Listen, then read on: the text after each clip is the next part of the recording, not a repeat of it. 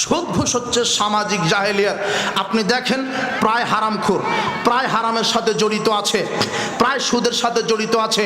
Master নাই, van চালক নাই, রিক্সা চালক নাই, মুদির দোকান নাই। আমাকে বলছে মাওলানা সাহেব, এই যে ঢাকা আপনার গুলশানে এই যে প্রাইভেট কারের দোকান দিয়েছি, এখানে 50 কোটি টাকা ইনভেস্ট করা আছে। আমি বললাম ভাই 50 কোটি টাকা পেয়েছেন কোথায়? বলছে যে ব্যাংক থেকে লোন নিয়েছি, ওর দোকানটা হারাম। আমাকে আর একজন বলছে ভাই এই যে আমার মুদির দোকান 1 কোটি টাকা ইনভেস্ট করা আছে। আমি বললাম ভাই 1 কোটি টাকা কোথায় পেয়েছেন? তখন বলছে যে ব্যাংক থেকে লোন নিয়েছি, মুদির দোকানটা হারাম। দেখি কে আমাকে বলতে পারে মুদির দোকান জায়েজ? দেখি দেখি কে বলতে পারে যে সুদের টাকা নিয়ে দোকান করলে দোকান জায়েজ? দেখি কে বলতে পারে সুদ হারাম? সারা পৃথিবীতে যদি 800 কোটি মানুষ থাকে, 800 কোটি মানুষে যদি সুদ খায় তবুও সুদ হারাম। কাবা ঘরের ইমামও যদি সুদ খায় তবুও সুদ হারাম। আল্লাহ বলছেন ইয়া আইয়ুহাল্লাযিনা আমানু লা তাকুলুর রিবা আদআফাম মুদাআফাতান, হে বিশ্বাসীগণ চক্রবৃদ্ধি হারে সুদ ভক্ষণ করো না।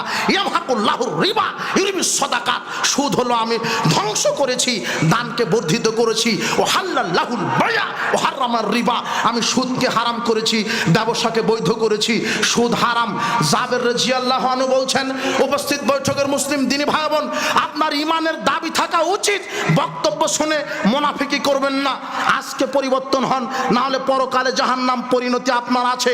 আল্লাহর নবী জাবের রাদিয়াল্লাহু আনহু বলছেন, লানা রাসূলুল্লাহ সাল্লাল্লাহু আলাইহি ওয়াসাল্লাম আকিলার রিবা ও মুকিলাহু ও কাতেবাহু ও শাহিদাইহি ও কলাহুম সাওয়া। সুদ দাতা, সুদ গ্রহীতা, সুদের লেখক, সুদী ব্যাংকের চাকরিজীবী, সুদের সাক্ষ্যদাতা সমান অপরাধী। অপরাধ কি হে আমার জাতি? হাদিসটা পরিপূর্ণভাবে বোঝার চেষ্টা করেন। আব্দুল্লাহ ইবনে হানজালা রাদিয়াল্লাহু আনহু বলছেন, আল্লাহর নবীকে আমি বলতে শুনেছি, তিনি এইভাবে বললেন। কিভাবে বলেছেন? দিরহামুর রিবা ইয়াকুলহুর রাজুল ও আলা মাসাদুম সিত্তাতি হালাসিনা জিনিয়াতান, কোন পুরুষ ব্যক্তি যদি 1 টাকা সুদ খায় তাহলে 36 বার জেনা করলে যেই পাপ হয় তার চাইতে বেশি পাপ হয়। আবু হুরায়রা রাদিয়াল্লাহু আনহু বলছেন, রাসূল সাল্লাল্লাহু আলাইহি ওয়াসাল্লাম বলেছেন, আর রিবা সাবুনা জুজান, সুদের পাপের 70টা স্তর আছে। 1 টাকা সুদ খেলে 70 রকমের পাপ হয়। আইসারুহা ইয়ানকা রাজুল উম্মাহু, সুদের সবচেয়ে ছোট পাপ নিজের মায়ের সাথে জেনা করা। সুদের সবচেয়ে ছোট পাপ নিজের মায়ের সাথে জেনা করা। এই হাদিস ঢুকে না, এই হাদিস জাতি জানে না। মুনাফিক হলে এত বড় মুনাফিক হতে হয়? মুনাফিক হলে কি এত বড় মুনাফিক হতে হয়? আপনি জানেন। আবার মুনাফিক বলছে মাওলানারা এভাবে বক্তব্য দিয়েই থাকে, দিক মানব না। আজকের এই ইসলামী সম্মেলনের সম্মানিত সভাপতি, প্রধান অতিথি, আমার সাথে মঞ্চ উপবিষ্ট আমন্ত্রিত ওলামায়ে কিরাম, বিজ্ঞ পরিচালক, আমার সামনে উপস্থিত মুসলিম দিনী ভাই, প্রাণপ্রিয় ছাত্র যুবক ভাইরা, পর্দার আড়ালের মা এবং বোনেরা, আমরা সর্বপ্রথম সেই মহান আল্লাহ সুবহানাহু ওয়া তাআলার নিকটে শুকরিয়া আদায় করছি, যার অশেষ মেহেরবানিতে দয়ায় যিনি আমাদেরকে সুস্থ রেখে এমন একটি অনুকূল পরিবেশে এখানে আসার, বসার তৌফিক দিয়েছেন। এই বরকতমণ্ডিত মর্যাদাপূর্ণ ইসলামী জালসায় কোরআন এবং সহিহ সুন্নাহ থেকে আলোচনা করার এবং আলোচনা শ্রবণ করার আমাদেরকে যিনি তৌফিক দিয়েছেন, সেই মহান মনিবের দরবারে আমরা লাখো কোটি শুকরিয়া আদায় করছি। আমরা সকলেই বলছি আলহামদুলিল্লাহ। লাখো কোটি দরুদ ও সালাম বর্ষিত হোক মানবতার মুক্তির দূত, নবিকুল শিরোমণি নবী সম্রাট, রহমাতাল লিল আলামিন জনাবে মুহাম্মদ রাসূলুল্লাহ সাল্লাল্লাহু আলাইহি ওয়াসাল্লামের প্রতি। আমরা আল্লাহ সুবহানাহু ওয়া তাআলার নিকটে দোয়া রাখি, প্রতিপালক আজকের ইসলামী সম্মেলনকে তুমি পরিপূর্ণভাবে কবুল করে নাও। আমিন, আল্লাহুম্মা আমিন। আমাদের জন্য দুনিয়াবী কল্যাণ এবং পরকালীন জান্নাতের উসিলা হিসেবে তুমি কবুল করে নাও। আমিন, আল্লাহুম্মা আমিন। যারা রাস্তাঘাটে চলাচল করছেন, আমরা তাদেরকে বিশেষভাবে বিনয়ের সাথে বিনীতভাবে অনুরোধ জানাচ্ছি, আপনারা রাস্তাঘাটে চলাচল বন্ধ করে আমাদেরকে মূল্যায়ন করবেন। যারা দাঁড়িয়ে আছেন, অনেক দিনী ভাই যুবকদেরকে আমরা দেখতে পাচ্ছি, যারা আমাদের মাঠে দাঁড়িয়ে আছেন, অযথা গল্প করছেন। আপনারা দাঁড়িয়ে না থেকে, হাঁটা চলাচল না করে, বিশৃঙ্খলা সৃষ্টি না করে, কথা না বলে নম্রতা, ভদ্রতা, শালীনতার সাথে আজকের ইসলামী সম্মেলনকে আপনারা মূল্যায়ন করবেন বলে আমরা আশাবাদী। আল্লাহ সুবহানাহু ওয়া তাআলার নিকটে দোয়া করি, প্রতিপালক, আজকের ইসলামী সম্মেলনে যারা এসেছেন, তুমি তাদের জীবনে নিরাপত্তা, বারাকা দান করো। যারা রাস্তাঘাটে আছে, ইসলামী সম্মেলনের উদ্দেশ্যে আসছেন, তুমি তাদের যাবতীয় দুর্ঘটনা, বালা মুসিবত থেকে হেফাজত করে আমাদের সম্মেলনে পৌঁছানোর তুমি ব্যবস্থা করে দাও। যারা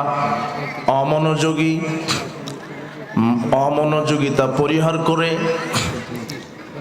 মনোযোগের সাথে কোরআন এবং সহিহ সুন্নাহর মহব্বতে, আল্লাহ সুবহানাহু ওয়া তাআলার মহব্বতে আজকের ইসলামী সম্মেলনকে আপনারা মূল্যায়ন করবেন বলে আমরা আশাবাদী। যাবতীয় হিংসা, অহংকার, পরস্ত্রী কাতরতা সব কিছুকে মুছে ফেলে দিয়ে আপনারা আমাদেরকে সহযোগিতা করবেন বলে আমরা আশাবাদী। উপস্থিত বৈঠকের মুসলিম দিনী ভাই বোন, মাইকের আওয়াজ যতদূর পর্যন্ত যায়,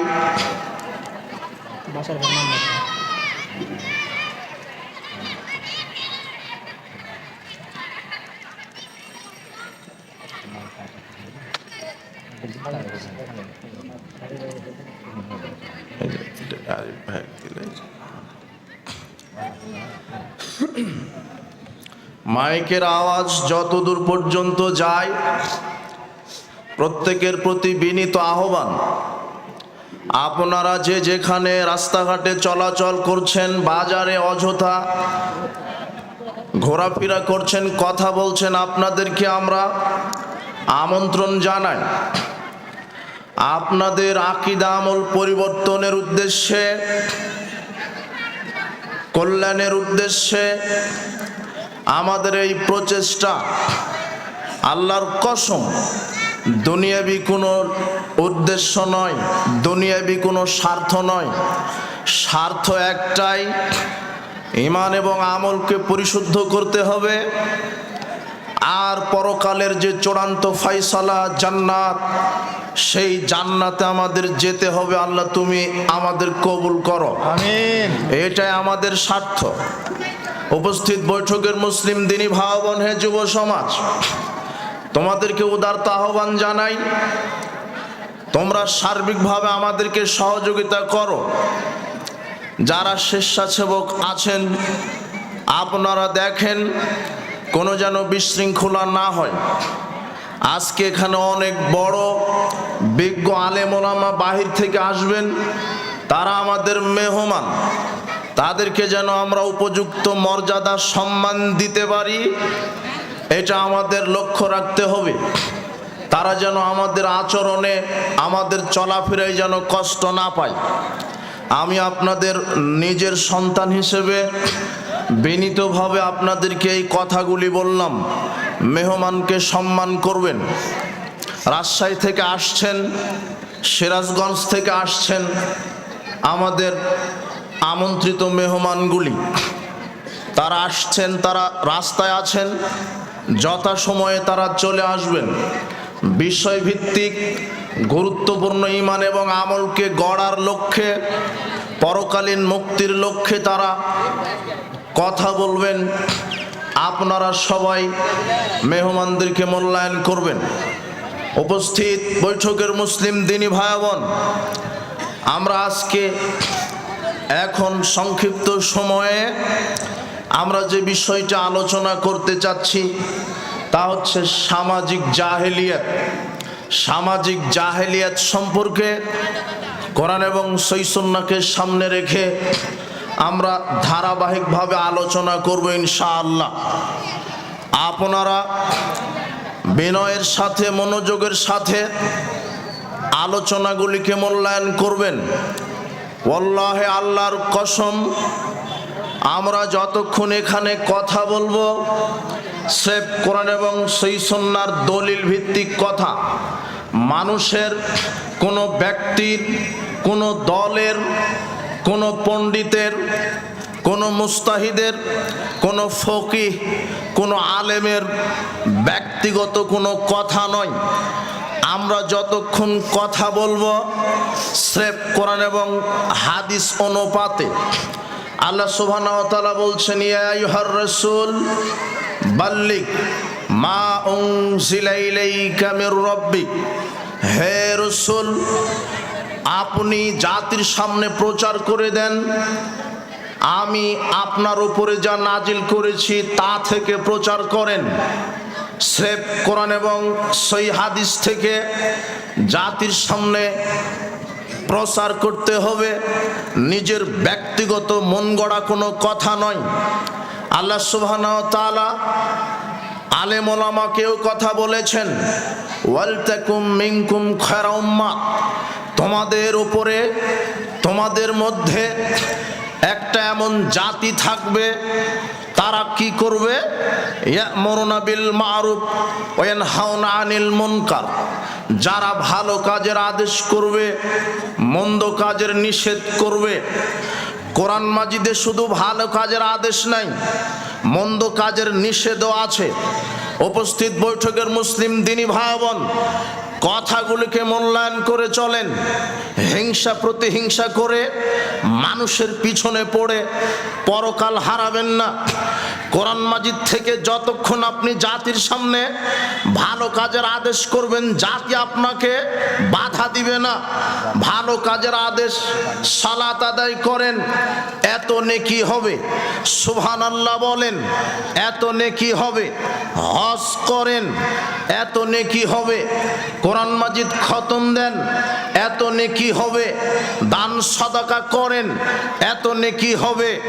ভালো কাজের আদেশ যদি আপনি মরা পর্যন্ত জাতির সামনে করে যান, তাহলে জাতি আপনার বিরুদ্ধাচরণ করবে না। যখনই আপনি মন্দ কাজের নিষেধ করতে যাবেন, তখনই আপনার কথাগুলি বিরুদ্ধে চলে যাবে, তখন আপনি তার পিছনে লাগবেন। মন্দ কাজের নিষেধ কি? আল্লাহ কোরআন মাজিদে বলেছেন, সুদ খায়ও না। যেখানে আল্লাহ বলেছেন ভালো কাজের আদেশ, সালাত আদায় করো, ভালো কাজের আদেশ, এটা আপনার গায়ে কাঁটার মতো ফুটবে না। কিন্তু যখনই আমি বলবো আল্লাহ বলছেন সুদ খায়ও না, তখনই আমার বক্তব্য শোনার সাথে সাথে সুদখুরের গায়ে মনে হলো কাঁটা ফুটে গেল। কেন সুদ খাই? ভালো কাজের আদেশে কোনো সমস্যা নেই, কিন্তু সুদের বিরুদ্ধে বক্তব্য দিলে সুদখোরের গা জ্বালা পোড়া করে, তার মানে বুঝতে হবে তার ভিতরে ঈমান নেই, মুনাফিকিতে ভরা। আমরা আজকে যখনই মন্দ কাজের নিষেধ করব, এটা চিরাচরিত নীতি। নবী রাসূলগণ যখন ভালো কাজের সাথে সাথে মন্দ কাজের নিষেধ করেছেন, তখন জাতি তাদের বিরুদ্ধাচরণ করেছে, রাষ্ট্রশক্তি তাদেরকে জেলখানায় বন্দী করেছে, রাষ্ট্রশক্তি তাদেরকে ফাঁসি দিয়েছে, রাষ্ট্রশক্তি তাদেরকে নির্যাতন করেছে। কেন? ভালো কাজের আদেশ যতক্ষণ করেছে ততক্ষণ কেউ কিছু বলেনি। যখনই বলেছে মূর্তি পূজা শিরক, কবর কবর পূজা শিরক, খানকা পূজা শিরক, পীর পূজা শিরক, উসিলা পূজা শিরক, এগুলো কবিরা গুনাহ। যখনই বলেছে ছবি মূর্তি পূজা শিরক, নেতার ছবিকে মূল্যায়ন করা শিরক, পীরের খানকা মাজারকে মূল্যায়ন করা শিরক, তখনই রাষ্ট্রশক্তি নবী রাসূলদের বিরুদ্ধে খেপে গেছে।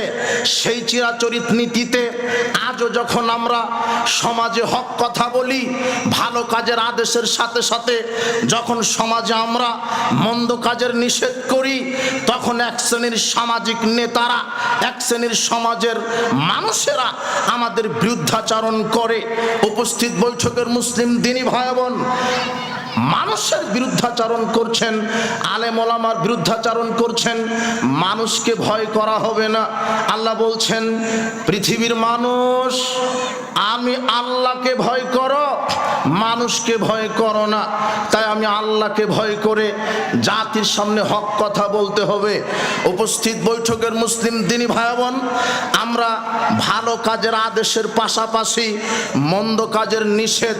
সমাজে অনেক মন্দ কাজে পরিপূর্ণ, জাহেলিয়াতে পরিপূর্ণ, একেবারে কুসংস্কারে পরিপূর্ণ, একেবারে বেহায়াপনায় পরিপূর্ণ। এগুলি যদি আমরা বর্তমান ইয়াং জেনারেশন যারা আছে তাদেরকে যদি আমরা ধরিয়ে না দিই, যুবকেরা জাহান্নামের পথে চলে যাচ্ছে। হে যুব সমাজ, তোমাদেরকে উদারত আহ্বান জানাই, আমাদের বক্তব্যগুলো শোনো, আমাদের বক্তব্যগুলি তদন্ত করো। দেখো আল্লাহ সুবহানাহু ওয়া তাআলা কি বলেছেন, নবী করিম সাল্লাল্লাহু আলাইহি ওয়াসাল্লাম কি বলেছেন। জাহেলিয়াত সম্পর্কে আলোচনা করতে গিয়ে আল্লাহ কোরআন মাজিদে বলছেন, মানুষের স্বভাব আফা হুকমাল জাহিলিয়াতি ইয়াবগুন, মানুষের স্বভাব, মানুষ জাহেলি রীতিনীতিতে জীবন যাপন করতে চায়। মানুষ জাহেলি রীতিনীতিতে নিজের জীবনকে উপভোগ করতে চায়। মানুষ জাহেলিয়াতকে বেশি ভালোবাসে, ইসলামী নীতি আদর্শকে ভালো লাগে না। মানুষ জাহেলিয়াতকে মেনে চলতে চায়। ওয়ামান আহসানু মিনাল্লাহি হুকমান লিকাওমি ইউকিনুন। অথচ আল্লাহ বলছেন যে আমি আল্লাহর চাইতে উত্তম বিধানদাতার কে আছে। আল্লাহ কোরআন মাজিদে বিধান দিয়েছেন, আল্লাহ সালাতের বিধান দিয়েছেন, সিয়ামের বিধান দিয়েছেন, হজের বিধান দিয়েছেন, যাকাতের বিধান দিয়েছেন, কোরআন মাজিদ তেলাওয়াত করতে হবে তার বিধান দিয়েছেন, প্রতিবেশীর সাথে ভালো আচরণ করতে হবে তার বিধান দিয়েছেন। আল্লাহ বলছেন, পৃথিবীর মানুষ, যার নাম মানুষ, তার সাথে ভালো আচরণ করো। ও ইহুদি হোক, ও খ্রিস্টান হোক, ও মুশরিক হোক, ও বিদাতি হোক, ও হেদায়েত হোক, ও আপনার প্রতিবেশী হোক, দূর প্রতিবেশী হোক, কাছের প্রতিবেশী হোক, রক্তের হোক আর অরক্তের হোক, আপনার কাছের হোক আর দূরের হোক, হিন্দু হোক, খ্রিস্টান হোক, যার নাম মানুষ, তার সাথে ভালো আচরণ করতে বলেছেন। উপস্থিত বৈঠকের মুসলিম দিনী ভাই বোন, এগুলি আল্লাহর বিধান। সালাত আদায় করতে হবে আল্লাহর বিধান, সিয়াম পালন করতে হবে আল্লাহর বিধান, হজ যদি সামর্থ্য থাকে করতে হবে আল্লাহর বিধান, যাকাত যদি সামর্থ্য থাকে দিতে হবে আল্লাহর বিধান। ঠিক আল্লাহ বলছেন, যদি কেউ চুরি করে তার হাতও কেটে দিতে হবে, এটাও কার বিধান? যদি কেউ জেনাহ লিপ্ত হয় তাহলে তার শাস্তি, এখানে আল্লাহর বিধান আছে। যদি কেউ মদ পান করে তার বিধানও আছে। আপনি শুধু সালাত আদায় করবেন, বলবেন যে এটা আল্লাহর বিধান। যে আল্লাহ সালাতের বিধান দিয়েছেন, সেই আল্লাহ চুরি করলে হাত কেটে দিতে হবে, এর বিধানও দিয়েছেন। সে আল্লাহ বলেছেন সুদ হারাম, এটাও আল্লাহর বিধান। আপনি সালাত আদায় করবেন আবার সুদ খাবেন। আল্লাহ সালাতের বিধান দিয়েছেন, আবার আল্লাহ বলেছেন আমি মাদক হারাম করলাম। আপনি সালাত আদায় করবেন আবার মদও খাবেন। আপনি একদিকে আল্লাহকে মানলেন আর একদিকে মানলেন না। আপনি মসজিদে আল্লাহকে মানলেন কিন্তু অর্থনীতিতে আপনি সুদখোর।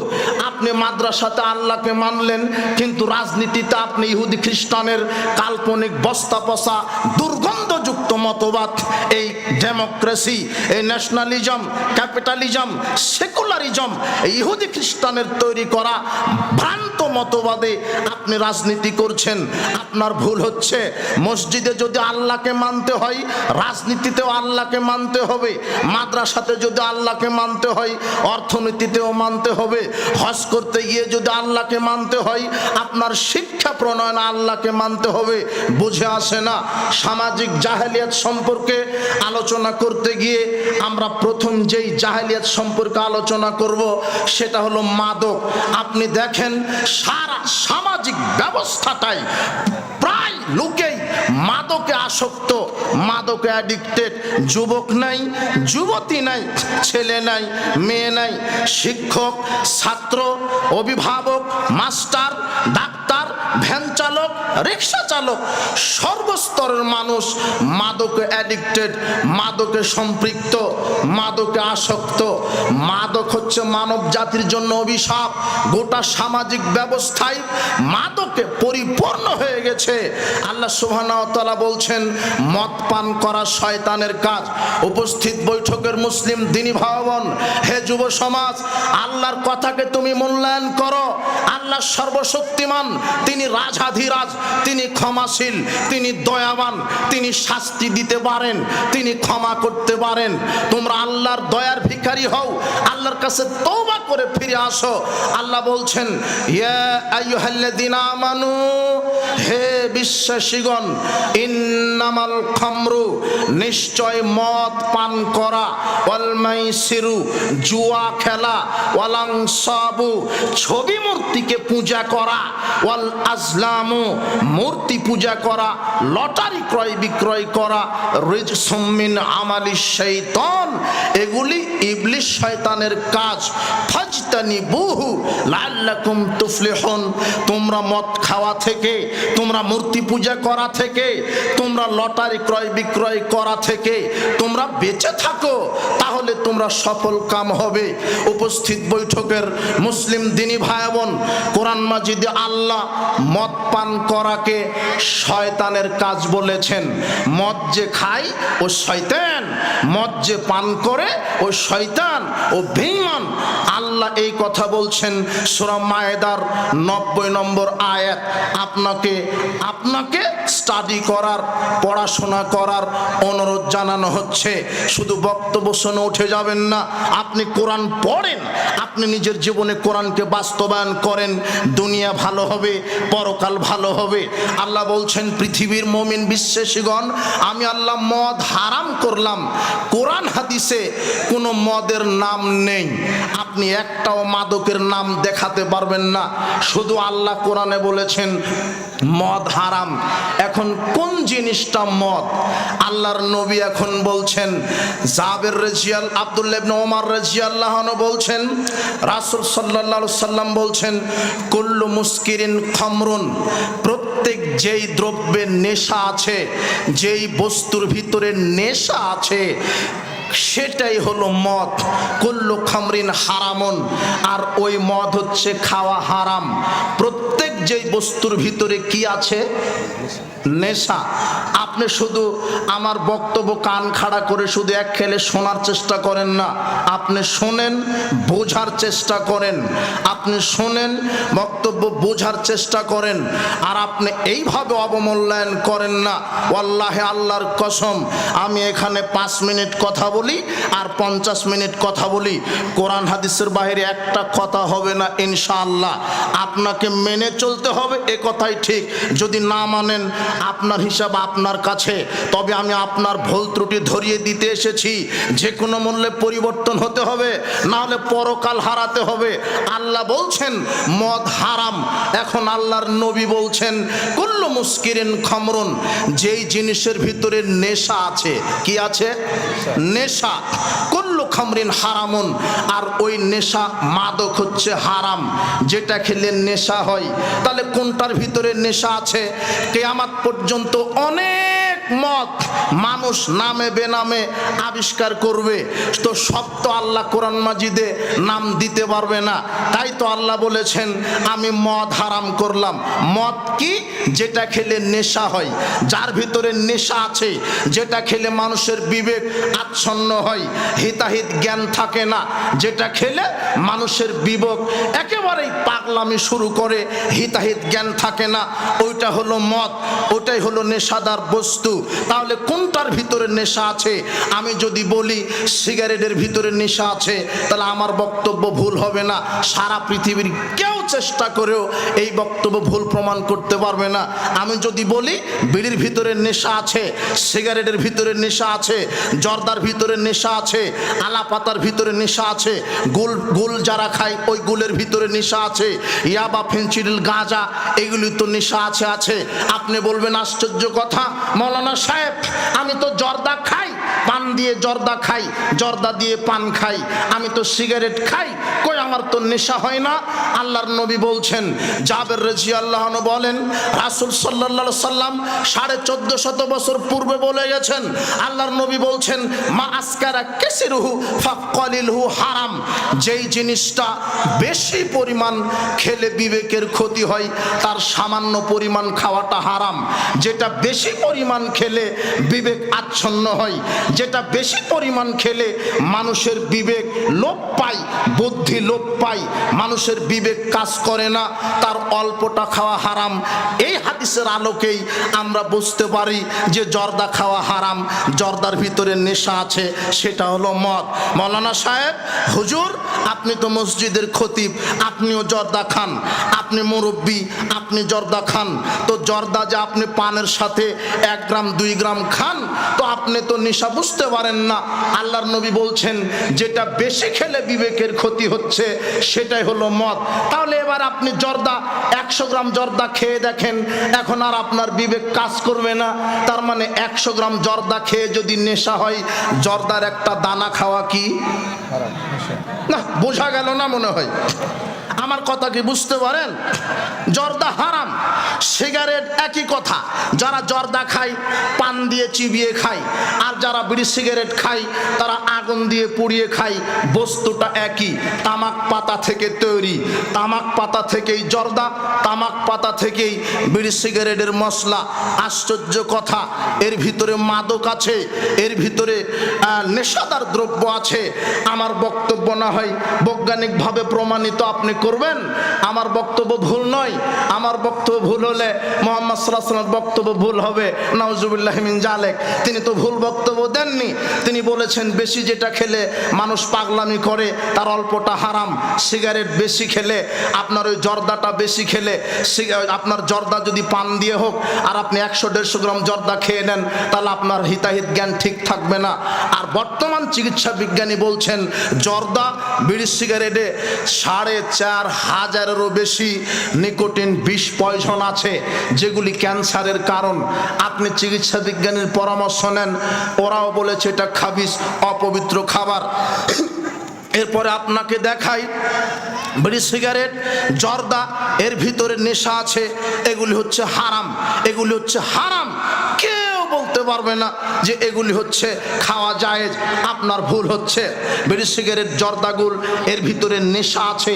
আপনি জর্দা বেশি পরিমাণ খান, দেখেন আপনার নেশা সৃষ্টি হবে, তার মানে বিড়ি সিগারেট, জর্দাগুল খাওয়া হারাম। এই কথা আল্লাহর নবী বলছেন, যেটা বেশি পরিমাণ খেলে বিবেকের ক্ষতি হয় তার অল্পটা খাওয়া হারাম।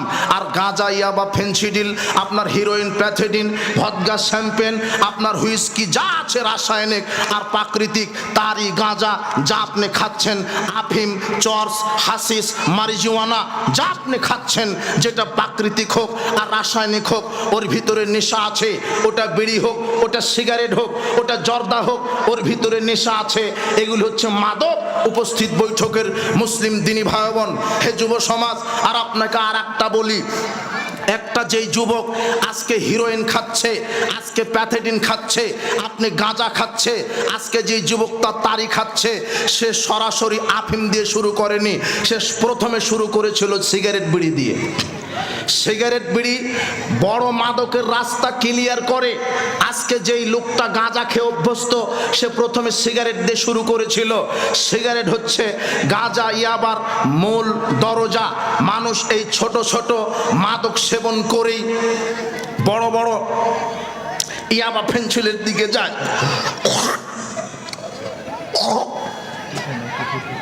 মানুষ বড় বড় ইয়াবা ফেন্সিডিল খায়, গাঁজা ইয়াবা এগুলির দিকে সেবন করে।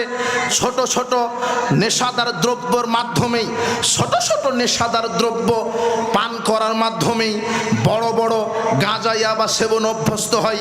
যুবক, তুমি তার নগদ প্রমাণ। তোমার এই মাদক তোমার শারীরিক শক্তিকে নষ্ট করবে, তোমার অর্থনৈতিক শক্তিকে নষ্ট করবে, তোমার ঈমানকে নষ্ট করবে, তোমার পরকালকে নষ্ট করবে, তোমার ভবিষ্যৎকে নষ্ট করবে, তোমার ক্যারিয়ারকে নষ্ট করবে। এবারে কয়েকটা হাদিস শোনো। দেখো, আমার কথা নয়, আল্লাহর নবীর কথা। মুরব্বী, আপনি দেখেন, আমার কথা নয়, আল্লাহর নবীর কথা। আমি কিভাবে বলবো? আমার কোনো অধিকারই নেই শরীয়তের নামে বানিয়ে বানিয়ে কথা বলা। আল্লাহর নবী 1450 বছর পূর্বে বলেছেন। কি বলেছেন? ওসমান রাদিয়াল্লাহু আনহু বলেন, রাসূল সাল্লাল্লাহু আলাইহি ওয়াসাল্লাম বলেছেন, ইজতানিবুল খামরা, তোমরা মাদক সেবন করা থেকে বিরত থাকো। বিড়ি সিগারেট জর্দাগুল ইয়াবা ফেন্সিডিল খাওয়া থেকে বিরত থাকো। ফাইন্নাহা উম্মুল খাবায়েস। কেন? মাদক সেবন করা অশ্লীল কাজের মূল। ফামান লাম ইয়াস্তানিবহা, যে ব্যক্তি মদ পান করা থেকে বিরত থাকে না, ফাকাদ আসাল্লাহ রাসূলাহু, সে আল্লাহ এবং তার রাসূলের নাফরমানি করে।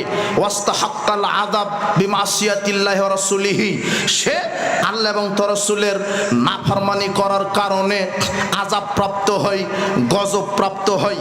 ক্বাল আল্লাহু তাআলা, আল্লাহ সুবহানাহু ওয়া তাআলা কোরআন মাজিদে বলেছেন, মাইয়াসিল্লাহ ওয়া রাসূলাহু ওয়া ইয়াতাআদ্দা হুদুদাহু ইউদখিলহু নারান খালিদান ফিহা ওয়া লাহু আযাবুম মুহিন। যারা আল্লাহ এবং তার রাসূলের নাফরমানি করে, কোরআনের সীমা লঙ্ঘন করে, তাদের জন্য রয়েছে অবমাননাকর শাস্তি। তার মানে মদ পান করলে পরিণাম জাহান্নাম, এটা পরকালীন শাস্তি। কেউ যদি মদ পান করে মারা যায়, তার পরিণাম জাহান্নাম। জাবির ইবনে আব্দুল্লাহ রাদিয়াল্লাহু আনহু বলছেন, রাসূল সাল্লাল্লাহু আলাইহি ওয়াসাল্লাম বলেছেন, ইন্না আলাল্লাহি আহাদান লিমান শারিবাল মুসকিরা। আল্লাহ ওই ব্যক্তির উপরে ওয়াদা দিয়েছেন। কোন ব্যক্তির উপরে? আল্লাহ ওই ব্যক্তির উপরে ওয়াদা দিয়েছেন। কোন ব্যক্তির উপরে? যেই ব্যক্তিটা মদ পান করে, যেই ব্যক্তি ইয়াবা ফেন্সিডিল গাঁজা তাড়ি হুইস্কি এই বিড়ি সিগারেট জর্দাগুল খায়, ওই ব্যক্তির উপরে আল্লাহর ওয়াদা আছে। কি ওয়াদা আছে? আইয়াসকিয়াহুল্লাহু তিনাতিল খাবাল, আল্লাহ তাকে জাহান্নামে তিনাতুল খাবাল পান করাবেন। সাহাবীগণ বুঝতে পারলেন না।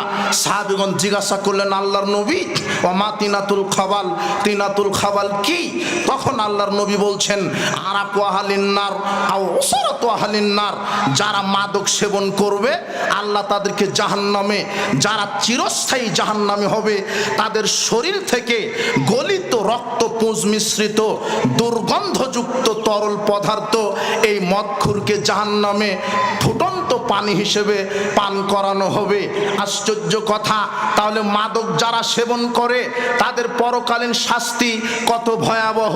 পরকালীন শাস্তি জাহান্নাম। পরকালে তাদেরকে রক্তপুঞ্জ মিশ্রিত গরম তরল পদার্থ আল্লাহ খেতে দিবেন। পরকালীন শাস্তি। দুনিয়াবি শাস্তি কি? আব্দুল্লাহ ইবনে আমর রাদিয়াল্লাহু আনহু বলছেন, রাসূল সাল্লাল্লাহু আলাইহি ওয়াসাল্লাম বলেছেন, মান শারিবাল খামরা ওয়াস সাকিরা লাম তুকবাল্লাহু সালাতুন আরবানা সাবাহান। যে ব্যক্তি একবার মাদক মুখে দিল, তার 40 দিনের ফরজ নফল ইবাদত কবুল হবে না। যে ব্যক্তি একবার মাদক মুখে দিয়েছে, বিড়ি হোক, সিগারেট হোক, জর্দা হোক, গুল হোক, আপনার প্যাথেডিন ইয়াবা ফেন্সিডিল হোক, যার নাম মদ, যার ভিতরে নেশা আছে, ওটা যদি কেউ এক একবার মুখে দেয় তার জন্য আল্লাহ 40 দিন তার সালাত কবুল করবেন না। আল্লাহর নবী আর এক হাদিসে বলছেন, মান শারিবাল খামর, যে ব্যক্তি মদ পান করে লাম ইয়ারদাল্লাহু আনহু আরবাইনা লাইলা, আল্লাহ তার জন্য 40 দিন তার কাছে সন্তুষ্ট হবে না, তার প্রতি আল্লাহ 40 দিন সন্তুষ্ট হবে না। আশ্চর্য কথা, মদ পান করলে পরকালে জাহান্নাম, আর দুনিয়াবি শাস্তি কি? আনাস রাদিয়াল্লাহু আনহু বলছেন, আন্নান নবী সাল্লাল্লাহু আলাইহি ওয়াসাল্লাম কানা ইয়াজরিবু ফিল খামরে বিন নিয়ালি ওয়াল জারাবি 40। যারা মদ পান করত আল্লাহর নবী নিজে হাতে জুতা নিতেন এবং ব্যাত নিতেন, ব্যাত এবং জুতার মাধ্যমে আল্লাহর নবী নিজে মদখুরকে 40টা জুতার পিটা করতেন। আশ্চর্য কথা, আজকে যদি বাংলাদেশের সংসদে কোরআন দিয়ে যদি রাষ্ট্র চালানো হতো, তাহলে যত আপনার মদখুর, গাঁজাখুর, ইয়াবাখুর ঘুরছে, রাষ্ট্র শক্তি এদেরকে ধরে প্রথমে 40টা জুতার পিটা করত, এরপরেও যদি মদ পান না ছাড়তো 80টা জুতা পিটা করত, তারপরেও যদি মদ পান করত তাহলে 5 বছর জেল হতো, 5 লক্ষ টাকা জরিমানা হতো। তখন দেখতেন ওয়াজ করা লাগতো না, রাতে রাতে মদখুর, গাঁজাখুরের মদ খাওয়া বন্ধ হয়ে যেত। কিন্তু দেশে সুশাসন নেই। সুশাসন কায়েম করবে কারা? যারাই ক্ষমতার চেয়ারে বসে আছে তারাই হলো ইয়াবাখুর, ঘুষখুর, দুর্নীতিবাজ। এরা কি করে করতে পারে? আশ্চর্য কথা, সহিহ মুসলিমের হাদিস, আল্লাহর নবী নিজ হাতে মদখুরকে 40টা করে জুতার বাড়ি দিতেন। আশ্চর্য কথা, দুনিয়াবি শাস্তি 40টা জুতার বাড়ি, আবার খেলে 80টা, আবার যদি খায় তাহলে রাষ্ট্র শক্তি বসে বলবে 5 বছর জেল দেন, 5 লক্ষ টাকা জরিমানা। দেখেন মদখুর বন্ধ হয়ে যাবে। আর একটা আশ্চর্যের কথা আপনাকে বলি, আল্লাহর নবী বলেছেন, আবু দাউদের 3488 নম্বর হাদিস, আব্দুল্লাহ ইবনে আব্বাস রাদিয়াল্লাহু আনহু বলছেন, রাসূল সাল্লাল্লাহু আলাইহি ওয়াসাল্লাম বলেছেন, ইন্নাল্লাহা ইযা হারামা আলা কওমিন আকলা শাই ফাহারাম আলাইহিম সামানাহু। আল্লাহর নবী বলছেন, আল্লাহ যেই জিনিস জাতির উপরে খাওয়া হারাম করেন সেই বস্তুর ব্যবসাও হারাম করেন। আল্লাহ যেই জিনিস জাতির উপরে খাওয়া হারাম করেন তার ব্যবসাও হারাম করেন। তাই এই হাদিসের আলোকে আমরা বলতে পারি, বিড়ি সিগারেট, জর্দাগুল বিক্রি করা হারাম, আপনার ওই ইয়াবা, ফেনসিডিল বিক্রি করা হারাম। আল্লাহর নবী বলছেন, ইন্নাল্লাহা হারামাল খামরা, নিশ্চয় আল্লাহ মাদক হারাম করেছেন, ওয়া সামানাহা, মাদকের ব্যবসা হারাম করেছেন, ওয়াল মাইতাতা ওয়া সামানাহা, মৃত প্রাণী হারাম, মৃত প্রাণী ক্রয় বিক্রয় হারাম, ওয়াল খিনজিরা ওয়া সামানাহু, খিনজির শুকর হারাম, শুকরের ক্রয় বিক্রয় হারাম। এটাও আবু দাউদের হাদিস 3485 নম্বর হাদিস। আল্লাহর নবীর কথা, আল্লাহর নবীর মুখের কথা। হে উপস্থিত বৈঠকের মুসলিম দিনী ভাই বোন, হে যুব সমাজ, তোমাকে বলছি, মাদক হলো তোমার জন্য অভিশাপ। তুমি কেন বিড়ি খাবে, সিগারেট খাবে, ইয়াবা খাবে? এগুলি হলো নিকৃষ্ট খাবার। তোমার বাপ, আমি কি বলবো তোমাকে, আপনাকে কি বলবো? আল্লাহর নবী এই কথা বলেছেন। হে পৃথিবীর যত ব্যবসায়িক আছেন, কান খাড়া করে শোনেন, আমি আকবর বিন আবেদের বাপের লেখা কিতাব নয়, আমার নিজস্ব কোনো কথা নয়। 1450 বছর পূর্বে আল্লাহর নবী বলেছেন, আল্লাহ জাতির উপরে যে জিনিস খাওয়া হারাম করেছে তার ব্যবসা হারাম। বিড়ি সিগারেট, জর্দাগুল বিক্রি করা হারাম, ইয়াবা, ফেনসিডিল বিক্রি করা হারাম। আপনি দেখেন শতকরা আপনার 99টা মুদির দোকানে, 1999টা মুদির দোকানে বিড়ি সিগারেট, জর্দাগুল বিক্রি হয়। বিড়ি সিগারেট, জর্দাগুল বিক্রি করা হারাম, খাওয়া হারাম। আল্লাহর নবী বলছেন, যারা মাদকতার সাথে 10 প্রকারের লোক আছে আল্লাহ অভিশাপ করেছেন। মাদক যে চাষ করে তার উপরে আল্লাহর অভিশাপ, মাদক যে সরবরাহ করে তার উপরে আল্লাহর অভিশাপ, মাদক যে ক্রয় বিক্রয় করে তার ওপরে আল্লাহর অভিশাপ, মাদকের লভ্যাংশ ভক্ষণকারী তার উপরে আল্লাহর অভিশাপ, মাদকে যে পাচার করে, সহযোগিতা করে তার উপরে আল্লাহর অভিশাপ। মদ পানের সাথে 10 জন ব্যক্তিকে আল্লাহর পক্ষ থেকে অভিশাপ করা হয়েছে। মাদক হারাম, মাদক ক্রয় বিক্রয় করা হারাম, মাদক হারাম। বিড়ি সিগারেট, জর্দাগুল হারাম, বিড়ি সিগারেট, জর্দাগুল বিক্রি করা হারাম, বিড়ি সিগারেট, জর্দাগুল খাওয়া হারাম, এর ব্যবসা হারাম। আল্লাহর নবী বলছেন, আল্লাহ যেটা খাওয়া হারাম করেন তার ব্যবসা হারাম। শুকর হারাম, শুকরের ক্রয় বিক্রয় হারাম। মাদক হারাম, মাদকের ক্রয় বিক্রয় হারাম, আপনাকে কি দিয়ে বুঝাই? এই ছেলে শোনো, তোমার বাপ মুদির দোকান দেয়, দেখো তোমার বাপ মুদির দোকানে সিগারেট বিক্রি করে। আমি কি বলবো তোমাকে? তোমার বাপকে কি বলবো? আমি তো দেশের মন্ত্রী নই, আমি তো দেশের ক্ষমতায় নেই। যদি ইসলাম ক্ষমতায় থাকতো তাহলে ওয়াজ এই প্যান্ডেল থেকে ওয়াজ করা হতো না, ওয়াজ হতো সংসদ থেকে। সংসদই বলে দেওয়া হতে, শোনো বাংলাদেশের 20 কোটি মানুষ মাদককে স্বঘোষিতভাবে হারাম ঘোষণা করা হলো, তখন আর ইয়াবা, ফেন্সিডিল, গাঁজা, বিড়ি, সিগারেট বিক্রি হতো না। আপনাকে কি দিয়ে বুঝাই? তোমার বাপ 1 টন চাউল বিক্রি করেছে 50,000 টাকা দিয়ে, আর 1 প্যাকেট সিগারেট বিক্রি করেছে 150 টাকা দিয়ে। 50,000 150 টাকা দিয়ে একটা ছাগল কিনেছে কুরবানির জন্য। এখন তোমার বাপ যদি ছাগল কুরবানি দেয়, তোমার বাপের ছাগল কুরবানি কবুল করবেন না আল্লাহ? দেখি কে বলতে পারে যে কবুল হবে? আমি তো আপনারই সন্তান, আমি এখানে থাকবো। দেখি কোন মৌলানা সাহেব বলে যে মাদক বিক্রি করা টাকা হালাল। আশ্চর্য কথা। তবে কিছু দালাল আছে বলতেও পারে, কেন? ও নিজেই তো জর্দা খায়, ওর তো ধর্ম জানা নাই, ও এমনিতে বাপ দাদার নীতি দিয়ে চলে। আশ্চর্য কথা। আমি আপনাকে লজ্জা দিতে চাইনি, আমি তো আপনার পাশের মানুষ, আমি আপনাকে লজ্জা দিব কেন? আপনার হিতাহিত জ্ঞান থাকা দরকার, আপনার বুদ্ধি থাকা দরকার, আপনার বিবেক থাকা দরকার। আশ্চর্য কথা। পৃথিবীতে আশ্চর্য একটা খাবার যেটা মানুষ ছাড়া দ্বিতীয় কোনো প্রাণী খায় না। দেখো যুবক, তোমার পকেটে সিগারেট আছে, ওই যে কুকুর আছে, যাও তো কুকুরের সামনে সিগারেটটা দাও। কুকুর পেশাব করে দিতে রাজি আছে, তবু কুকুর সিগারেট মুখে দিতে রাজি নয়। সেটা তুমি খাও, তোমার বাপ খাই, তোমার হেডমাস্টার খাই। আশ্চর্য কথা। তোমার হুজুর খাই, আবার বলে মাকরু। আরে তোমার হুজুরই মাকরু। আশ্চর্য কথা। এটা হয় কি করে? এটা হয় কি করে? তোমার হুজুর ধর্ম বুঝেনি। আশ্চর্য কথা। যেটা কুকুর সিগাল শোরে খায় না, সেটা তুমি খাও কেন? তোমার রুচিবোধ থাকা দরকার, তোমার হিতাহিত জ্ঞান থাকা দরকার, তোমার শরম থাকা দরকার। যেটা পৃথিবীর দ্বিতীয় কোনো প্রাণী খায় না, সেটা খাও কেন? এই তো 2 দিন আগে কুষ্টিয়া গেছিলাম, দেখলাম যে একর একর জমিতে তামাক চাষ হয়ে আছে। জিজ্ঞাসা করলাম যে ভাই, আপনি তামাক চাষ করেন, তামাক পাতা থেকে তো বিড়ি সিগারেট জর্দাগুল হয়। তো আমরা রাজশাহী নওগাঁর মানুষ, আমরা পটল বেগুন চাষ করি, আমরা বেড়া দিই, ঘেরাও দিই, নেট দিয়ে, বাঁশ দিয়ে, যাতে গরু ছাগলে না খায়। তখন কুষ্টিয়ার এক ব্যক্তি বলছেন, মৌলানা সাহেব, এই যে তামাক পাতা, এটা কুকুর সিগালে গরু ছাগলে খায় না, তাহলে খায় কে? আশ্চর্য কথা। আমি আপনাকে আর অত বেশি লজ্জা দিলাম না, আমি আপনাকে অত বেশি লজ্জা দিলাম না। এই যুবক, আল্লাহ যেন তোমাকে হেদায়েত দান করে, আল্লাহ তুমি কবুল করো। এই যুব সমাজকে মাদকতার অভিশাপ থেকে তুমি বাঁচাও প্রতিপালক। তুমি বড় দয়াবান, তুমি বড় রহমান।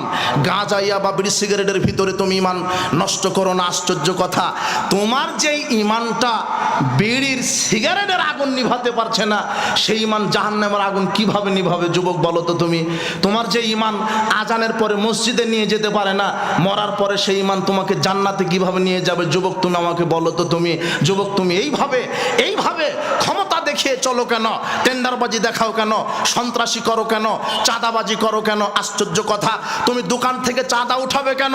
রিক্সা চালককে হুমকি দিয়ে টাকা উঠাবে কেন? আশ্চর্য কথা। তোমার শরম থাকা উচিত। তুমি বলছো যে ওরা খেয়েছে 15 বছর, আমরা খাবো না, বাপ বেটা ভিক্ষা করে খাও, তো চাঁদাবাজি করো না। তুমি চাঁদাবাজি করো কেন? আমি তোমাকে সহ্য করতে পারি না। আমি তো তোমার বুকের উপর দিয়ে রাস্তাঘাটে দিনরাত চলি, তুমি চাঁদাবাজি করবে কেন? তুমি আমার ভাই, আমি দেখতে পাচ্ছি তুমি জাহান্নামের দিকে চলে যাচ্ছ। চাঁদাবাজি করো না, ক্ষমতা দেখাও না। ফেরাউন 400 বছর ক্ষমতায় ছিলেন, তারপর আল্লাহ তাকে যখন ধরেছেন, পটকা মাছের মতো পানিতে ডুবিয়ে পেট ফেটে করে মেরে দিয়েছেন। তুমি ফেরাউনের তুলনায় কিছুই নও। আল্লাহ বলছেন, আল্লাতিল্লাহ মিকলুকা মিসলু ফিল বিলাদ, আমি ফেরাউনের মতো শক্তিশালী প্রধানমন্ত্রী কিয়ামত পর্যন্ত তৈরি করব না। আজ সামুদ জাতির মতো শক্তিশালী জাতি কিয়ামত পর্যন্ত তৈরি করব না। তো ফেরাউনের মতো শক্তিশালী প্রধানমন্ত্রী কিয়ামত পর্যন্ত হবে না।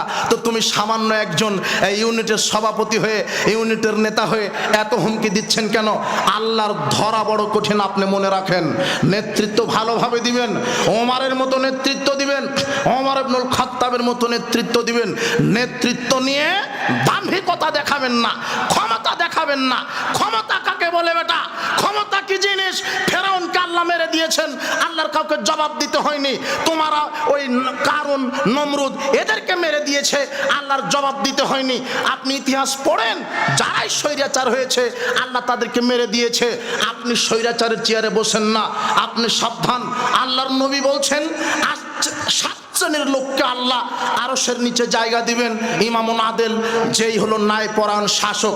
উপস্থিত বৈঠকের মুসলিম দিনী ভাই বোন, আপনাকে বলছি সামাজিক জাহেলিয়াতে পরিপূর্ণ হয়ে গেছে। সামাজিক জাহেলিয়াতে পরিপূর্ণ, তার মাদক একটা জাহেলিয়াত। এরপরে আপনাকে দেখাই আর একটা জিনিস আপনাকে দেখাই, সামাজিক জাহেলিয়াত, গান বাজনা জাহেলিয়াত। মাদকতার ব্যাপারে আরো অনেক কথা ছিল, তবে আমি বলতে পারলাম না সময় সংকীর্ণতার কারণে। সামাজিক জাহেলিয়াতের আর একটা ধাপ হলো গান বাজনা জাহেলিয়াত। সামাজিক জাহেলিয়াতের মধ্যে রয়েছে গান বাজনা জাহেলিয়াত। টিভিতে গান বাজে, মোবাইলে গান বাজে, 31 নাইটে গান বাজে, পহেলা বৈশাখে গান বাজে, জন্মদিবসে গান বাজে, বিবাহ দিবসে গান বাজে, ভালোবাসা দিবসে গান বাজে, বিবাহের অনুষ্ঠানে গান বাজে। আশ্চর্য কথা, জাতি বুঝবে কবে? আশ্চর্য কথা, এই জাতির হুঁশ হবে কবে? আমি মুসলমান, আমার শরীরে মুসলমানের রক্ত। আশ্চর্য কথা, বিবাহের দিনে আপনার মেয়েকে সুন্দরভাবে সাজানো হলো। সাজানো ইসলাম। আল্লাহর নবী বলেছেন বরকনেকে সুন্দরভাবে সাজাও। এরপরে বিবাহের জন্য মেয়ের পিতা আর মেয়ের পিতার সাথে দুইজন সাক্ষী। আমাদের সমাজে যে বিবাহের প্রচলন আছে উকিল বাপ, উকিল প্রথা, এটা হলো হারাম। উকিল বাপ কি জিনিস? আশ্চর্য কথা, তোমার হুজুরকে মরা পর্যন্ত সময় দিলাম, দেখো তো যে উকিল বাপ আছে নাকি ইসলামে। বিয়ে পড়াবে মেয়ের বাপ, বিয়েটা পড়িয়ে দিবে মেয়ের বাপ। মেয়ের বাপ যদি খুতবা পাঠ করতে জানে তো খুতবা মেয়ের বাপই দিবে, যদি না জানে তাহলে এলাকার যে হুজুর মৌলানা সাহেব সে খুতবা পাঠ করবে। খুতবা পাঠ করা শেষে মেয়ের বাপ হবু জামাইয়ের কাছে গিয়ে বলবে, মেয়ের বাপের সাথে ওই সময় দুইজন সাক্ষী থাকবে। আল্লাহর নবী বলছেন লা নিকাহা ইল্লা বিওয়ালিন ওয়ালা শাহিদাইনে, দুইজন সাক্ষ্যদাতা আর মেয়ের বাপ ছাড়া বিবাহ হয় না। দুইজন সাক্ষী আর মেয়ের বাপ ছাড়া বিবাহ হয় না। তার মানে মেয়ের বাপ যাবে হবু জামাইয়ের কাছে, মেয়ের বাপের সাথে কয়জন সাক্ষী থাকবে? দুইজন। গিয়ে মেয়ের বাপ বলবে, শোনো জামাই, আমার মেয়ে অমুক নাম, এত টাকা মোহর দিয়ে তুমি আমার মেয়েকে কবুল করো, স্ত্রী হিসেবে কবুল করো। তখন ছেলেটা বলবে কাবিলতু। এই তো হয়ে গেল বিবাহ। কথা বোঝা গেল না মনে হয়? তো কনেকে সুন্দরভাবে সাজালেন, দুইজন সাক্ষী নিলেন, একজন মাওলানা সাহেবকে খুতবা পড়ানোর জন্য নিলেন, আর বাপ আল্লাহর কালেমাকে সামনে রেখে বিবাহ পড়ে দিল। এটা হলো ইসলামী তরিকায় হলো। কিন্তু ওই বিবাহে যে 3 দিন থেকে আপনি শয়তানি বদমাশি করছেন, ওই বাদ্যযন্ত্র নিয়ে এসে নাচ গান করছেন, ওটা কার বিধানে করলেন? কথা বোঝা গেল না মনে হয়? তাহলে আপনি মুনাফেক। একদিকে ইসলামের শরিয়া আর একদিকে শয়তানি। আপনি মুনাফেক। আপনি 3 দিন থেকে গান বাজনা বাজান, এলাকার কত মুরব্বীর রাতের ঘুম হারাম করেছেন। আপনি কি জানেন এত আপনার অত্যাচার কেন?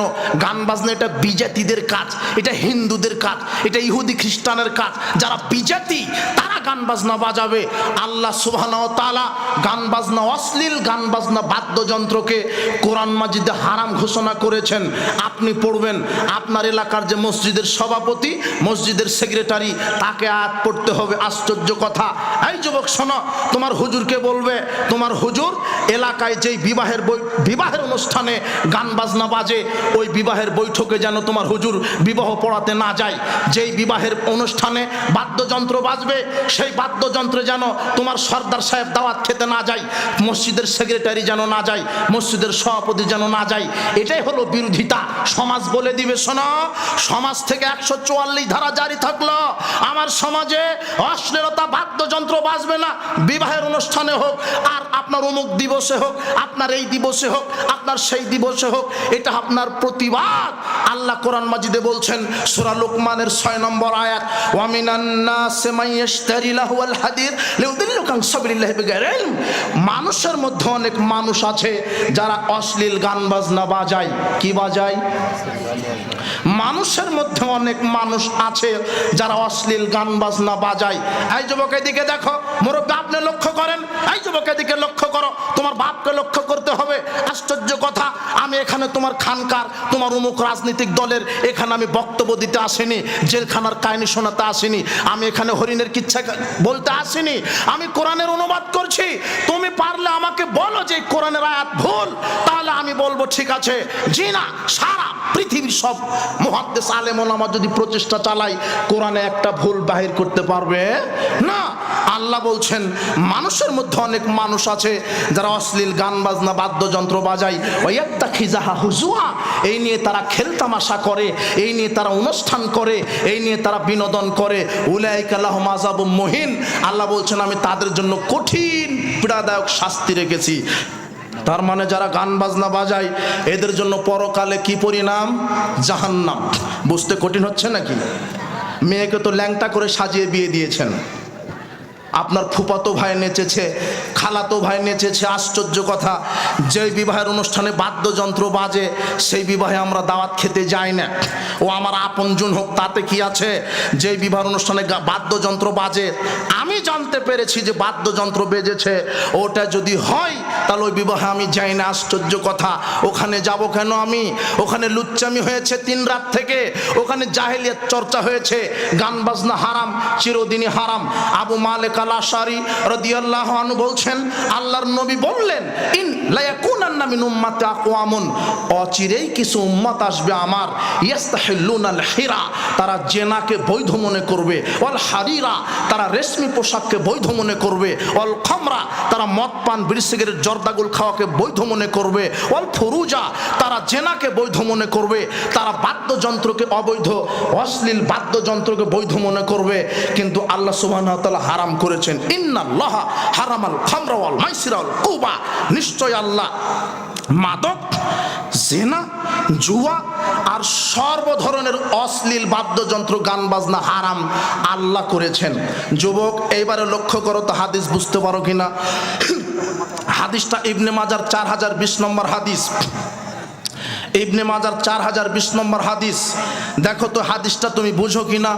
আবু মালিক আশারী রাদিয়াল্লাহু আনহু বলছেন রাসূল সাল্লাল্লাহু আলাইহি ওয়াসাল্লাম বলেছেন লা ইয়াশরাবান্না নাসু মিন উম্মাতিল খামারা ইউসাম্মুনা বিগাইরি ইসমিহা, অধিকাংশ মানুষই মদ পান করবে, মদের নাম দিয়ে দিবে ভিন্ন, মদ খাবে কিন্তু ভিন্ন নাম, ওই সেটাই বিড়ি দিয়েছে, সিগারেট দিয়েছে, ইয়াবা ফেন্সিডিল নাম দিয়েছে কিন্তু ওটা মদ, ওর ভিতরে নেশা আছে। এরপরে আল্লাহর নবী বলছেন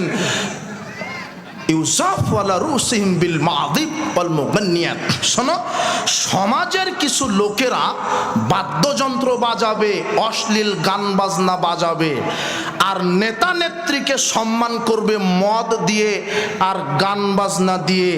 ইয়াকসিফুল্লাহু বিহিমুল আরদা, আল্লাহ তাদের উপরে ভূমিকম্প বেশি দিবেন। আর যারা মদ খায় আর যারা গান বাজনা শ্রবণ করে মোবাইলে, টিভিতে, জন্মদিবসে, বিবাহ বার্ষিকীতে, বিবাহের অনুষ্ঠানে যারা অশ্লীল গান বাজনা শ্রবণ করে, আল্লাহর নবী বলছেন ইয়াজআলু মিনহুমুল কিরদাতাল খানাজির, এরা হলো শুয়োর, এরা হলো বানর, এরা হলো শুয়োর, এরা হলো বানর। অনুবাদ বোঝা গেল না মনে হয়? আমার কথা কি বুঝতে পারলেন? অনুবাদ কি বুঝতে পারলেন? এই যুবক শোনো, তুমি কি বুঝতে পারলে হাদিসের অনুবাদ? হাদিস ইবনে মাজার 4020 নম্বর হাদিস। বক্তব্যটা আল্লাহর নবীর 1450 বছর পূর্বের বক্তব্য, আজ থেকে প্রায় 1500 বছর পূর্বের বক্তব্য। আল্লাহর নবী বলছেন আমার উম্মতেরা রাত যাপন করবে, লা ইউবাইতানা কওমুন মিন হাযিল উম্মতি আলা তামিন ওয়া শারাবিন ওয়া লাহাবিন, আমার উম্মতেরা নাচ গানে ফুর্তি করবে, অশ্লীল বেহাপনায় দিবস পালন করবে, মদ পান করবে, কাদ মাসাখু কিরদাতান খানা জিরান, এরা সকালে সন্ধ্যায় থাকবে মানুষ, সকালে ঘুম থেকে উঠবে আপনার হলো শুয়োর এবং বানরের মতো চরিত্র নিয়ে।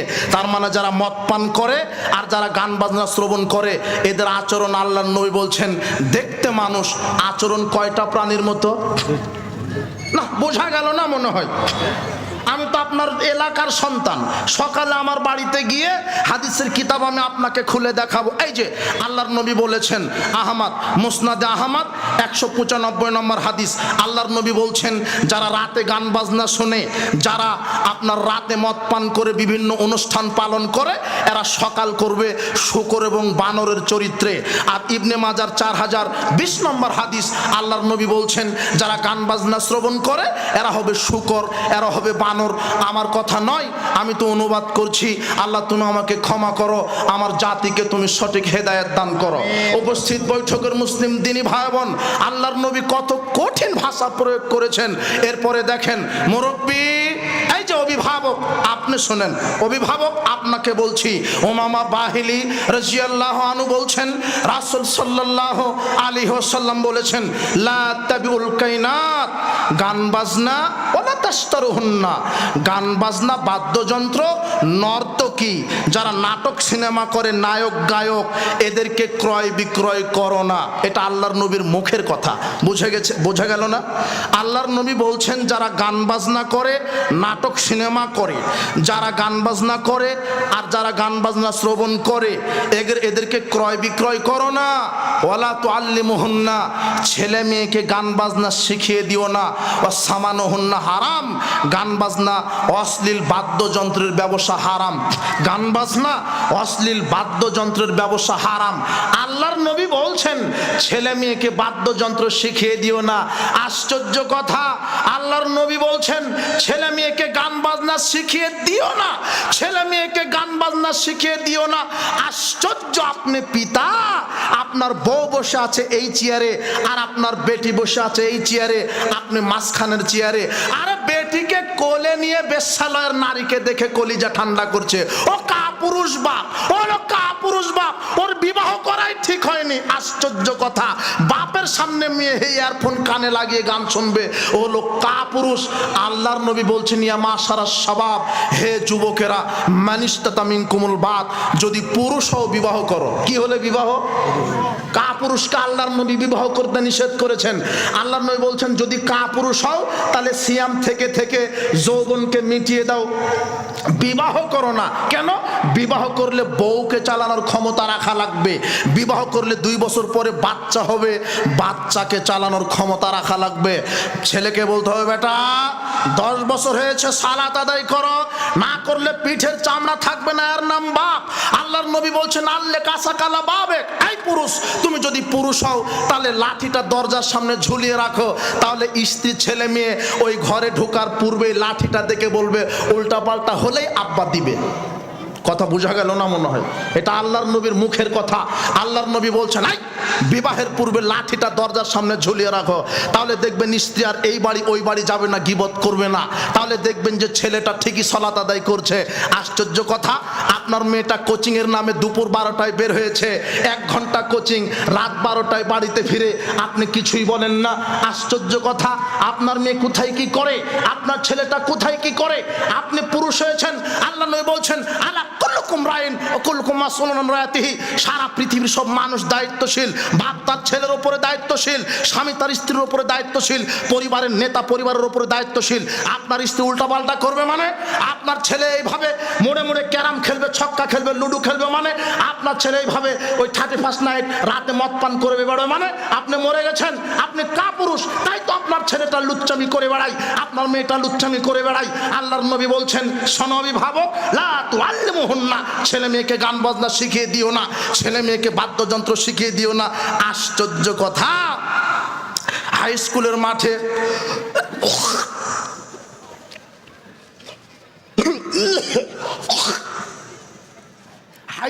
মাঠে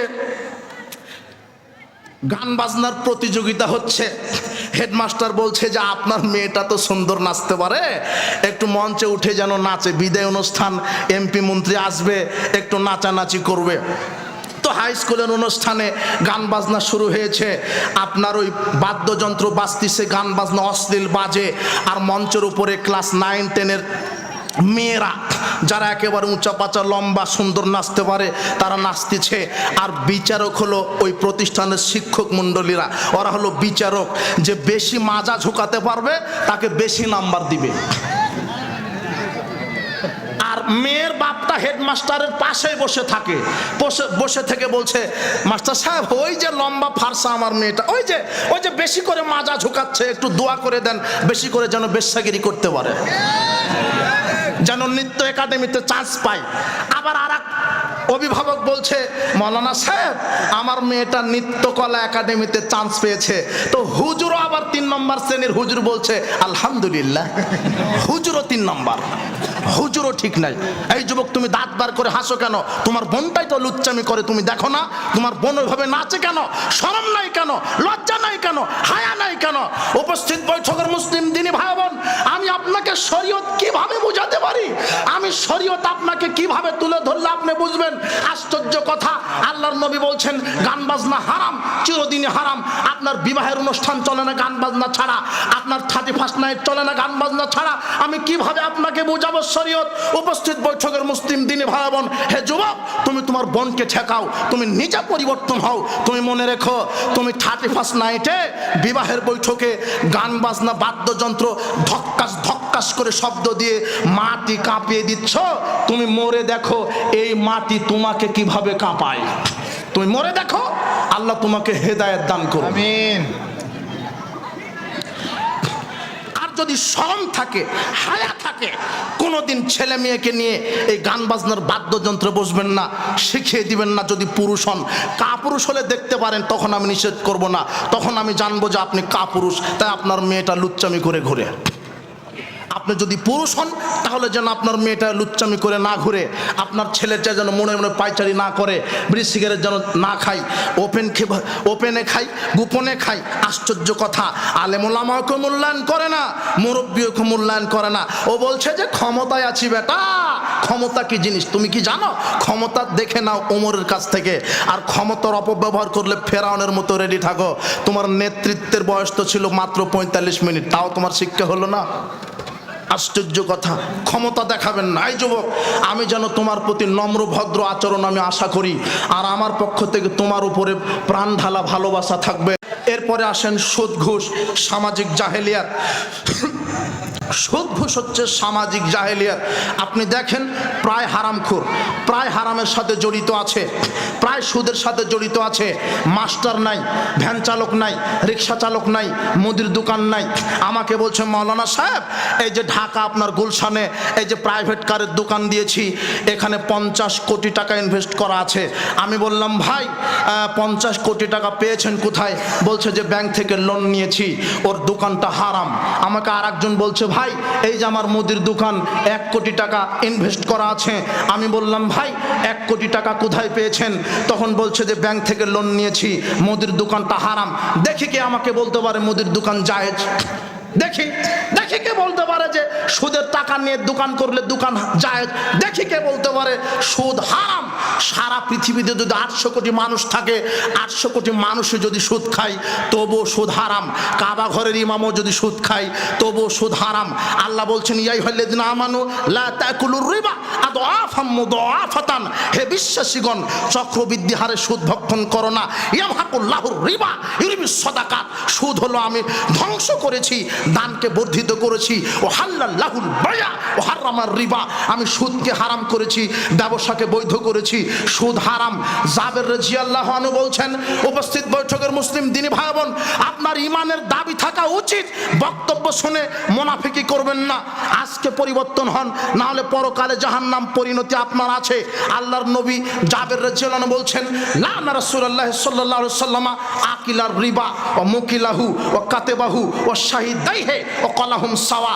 সুদ দাতা, সুদ গ্রহীতা, সুদের লেখক, সুদী ব্যাংকের চাকরিজীবী, সুদের সাক্ষ্যদাতা সমান অপরাধী। অপরাধ কি? হে আমার জাতি, হাদিসটা পরিপূর্ণভাবে বোঝার চেষ্টা করেন। আব্দুল্লাহ ইবনে হানজালা রাদিয়াল্লাহু আনহু বলছেন, আল্লাহর নবীকে আমি বলতে শুনেছি, তিনি এইভাবে বললেন। কিভাবে বলেছেন? দিরহামুর রিবা ইয়াকুলহুর রাজুল ও আলা মাসাদুম সিত্তাতি হালাসিনা জিনিয়াতান। কোন পুরুষ ব্যক্তি যদি 1 টাকা সুদ খায়, তাহলে 36 বার জেনা করলে যেই পাপ হয় তার চাইতে বেশি পাপ হয়। আবু হুরায়রা রাদিয়াল্লাহু আনহু বলছেন, রাসূল সাল্লাল্লাহু আলাইহি ওয়াসাল্লাম বলেছেন, আর রিবা সাবুনা জুজান। সুদের পাপের 70টা স্তর আছে। 1 টাকা সুদ খেলে 70 রকমের পাপ হয়। আইসারুহা ইয়ানকা রাজুল উম্মাহু। সুদের সবচেয়ে ছোট পাপ নিজের মায়ের সাথে জেনা করা। সুদের সবচেয়ে ছোট পাপ নিজের মায়ের সাথে জেনা করা। এই হাদিস ঢুকে না, এই হাদিস জাতি জানে না। মুনাফিক হলে এত বড় মুনাফিক হতে হয়? মুনাফিক হলে কি এত বড় মুনাফিক হতে হয়? আপনি আপনি জানেন। আবার মুনাফিক বলছে মাওলানারা এভাবে বক্তব্য দিয়েই থাকে, দিক মানবো না। ওরা বক্তব্য দেওয়ার কথা দিচ্ছে, মানবো না। আশ্চর্য কথা, দাম্ভিকতা কত! 1 টাকা সুদ খেলে মায়ের সাথে 36 বার জেনা করলে যা হয় তার চাইতে বেশি পাপ হয়। আর একটা আশ্চর্য কথা আপনাকে বলি, পৃথিবীতে 2 শ্রেণীর মানুষ আছে যাদের জন্য দোয়া করা হারাম। কয় শ্রেণী?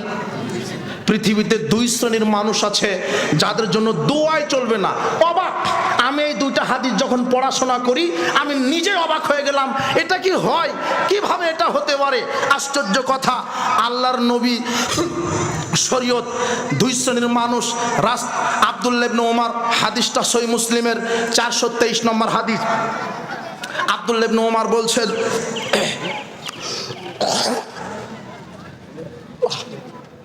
আব্দুল্লাহ ইবনে ওমর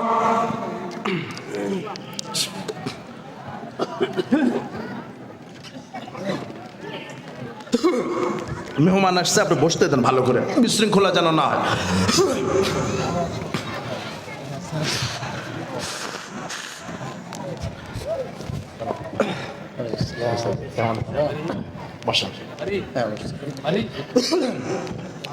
আব্দুল্লাহ ইবনে ওমর, এই যুবক শোনো, তুমি তো চাঁদাবাজি করো, তোমার জন্য হাদিস।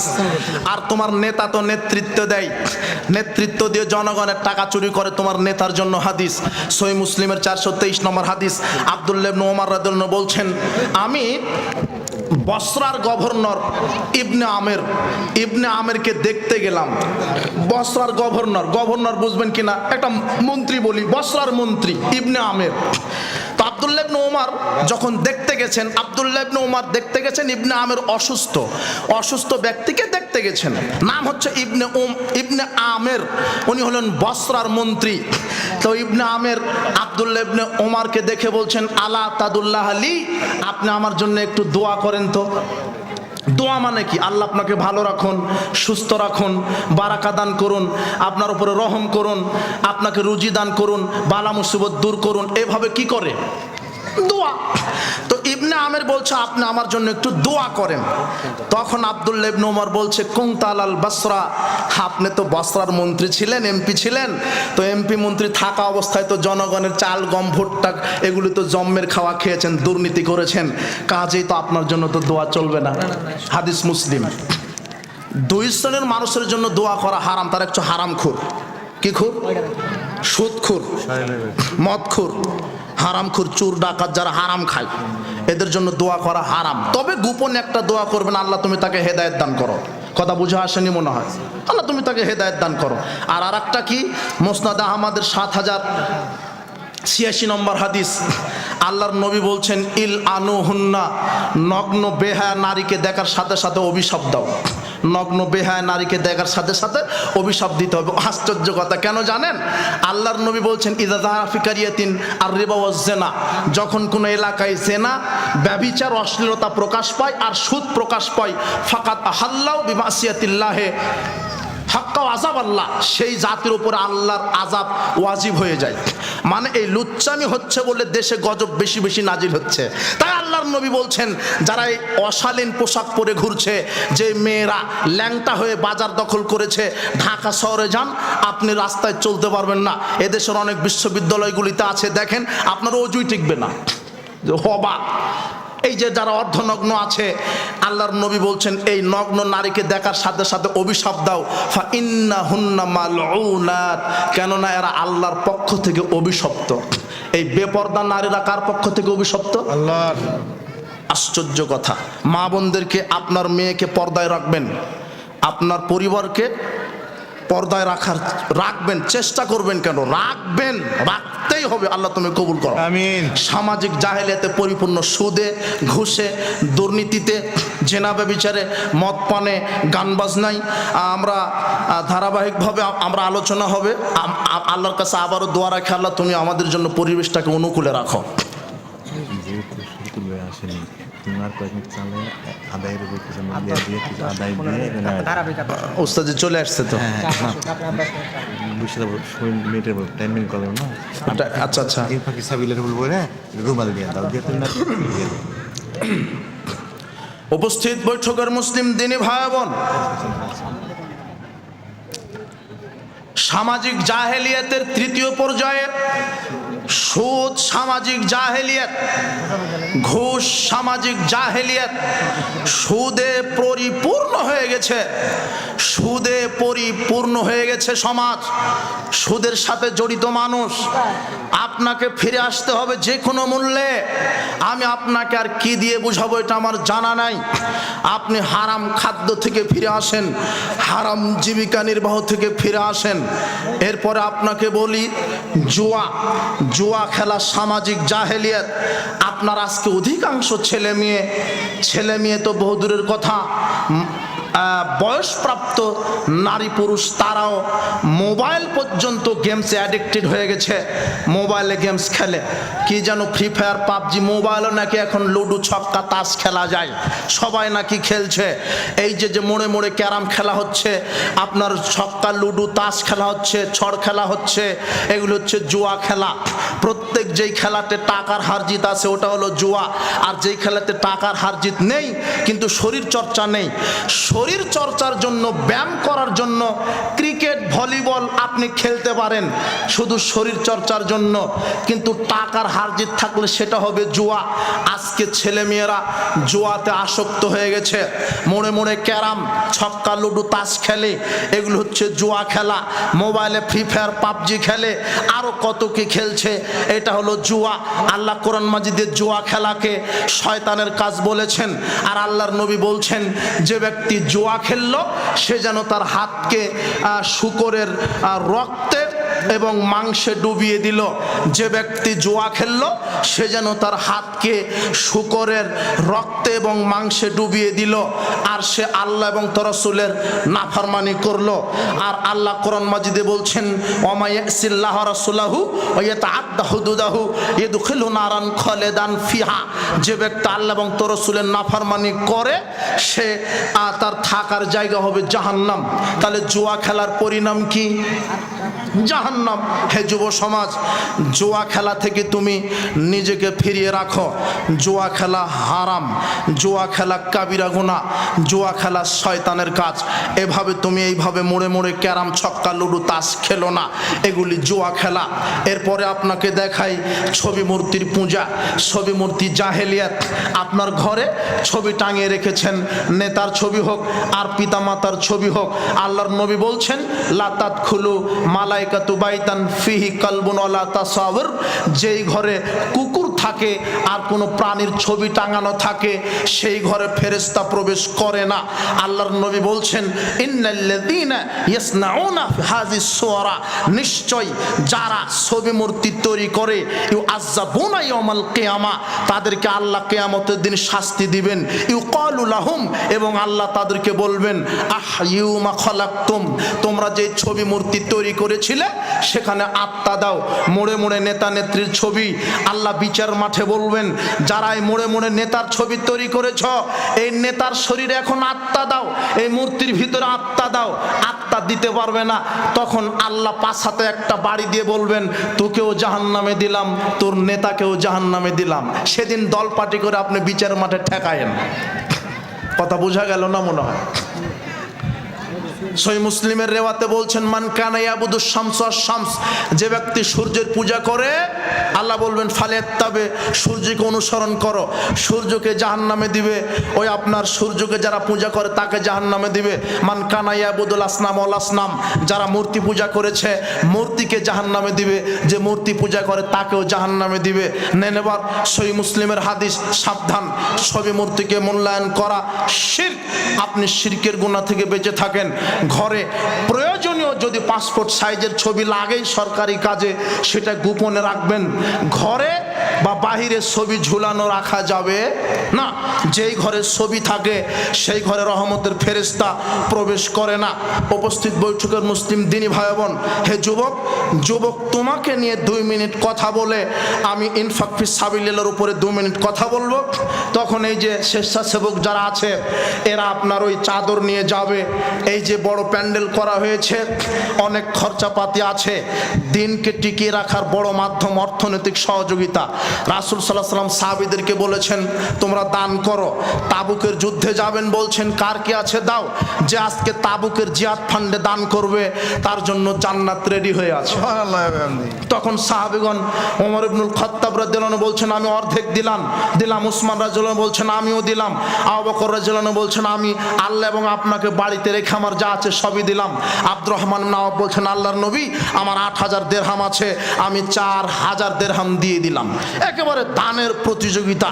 তো এইভাবে দানের প্রতিযোগিতা করবেন সামর্থ্য অনুযায়ী। আল্লাহ কোরআন মাজিদে বলছেন যারা সচ্ছল তাদেরকেও দান করতে হবে, যারা অসচ্ছল তাদেরকেও দান করতে হবে।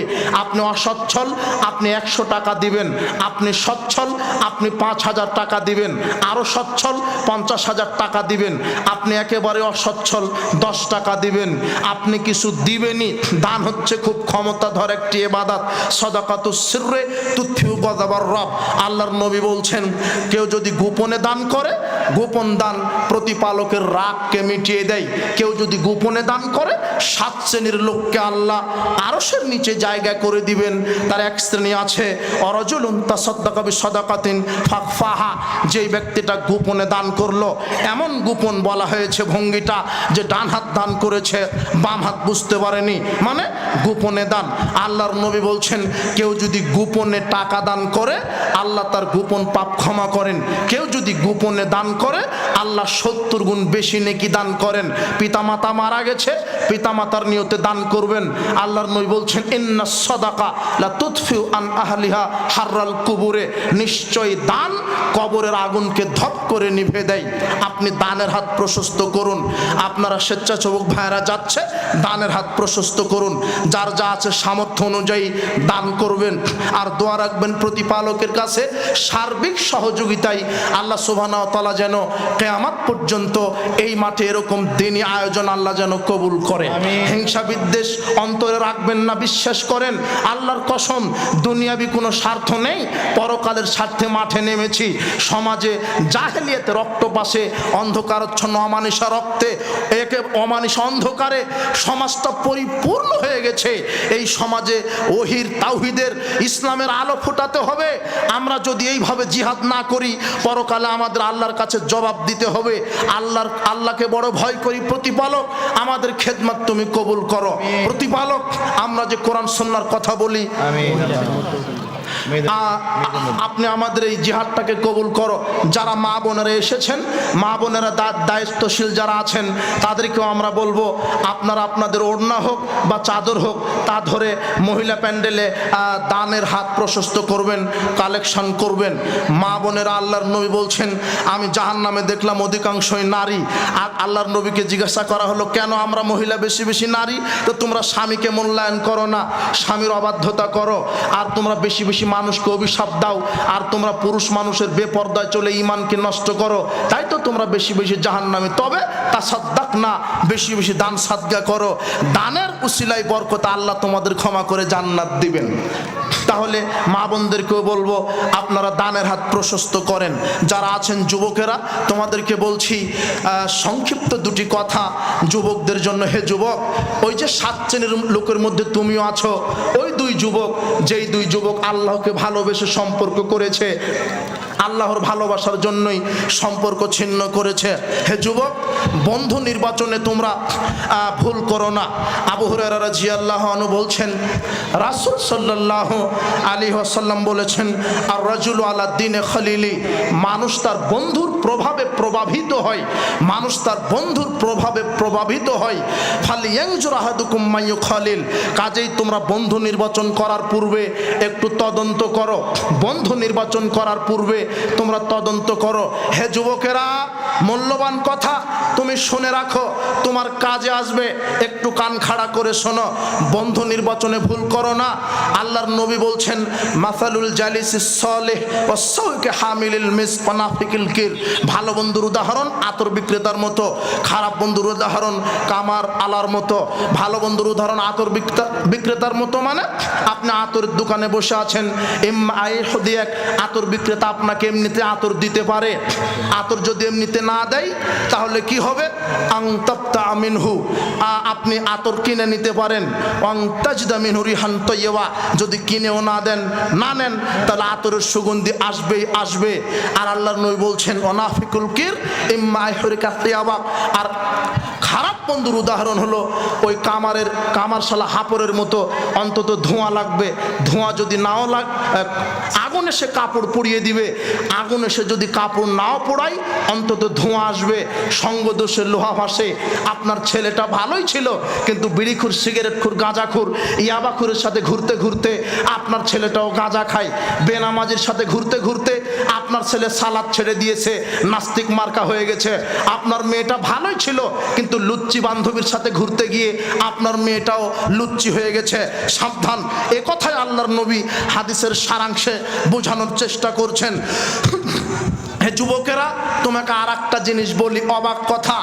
আমি যখন কোরআনের আয়াতটা পড়লাম আমি তো অবাক হলাম। আল্লাহ এভাবে বুঝাতে চাচ্ছেন রক্তের সম্পর্কের চাইতে ইমানের সম্পর্কের ক্ষমতা বেশি। কি বললাম বলেন তো? রক্তের সম্পর্ক মানে আপনার বাপ, ওটা রক্তের সম্পর্ক। আপনার মা, আপনার ভাই, আপনার বোন, রক্তের সম্পর্ক। এদের চাইতে ইমানের সম্পর্ক বেশি।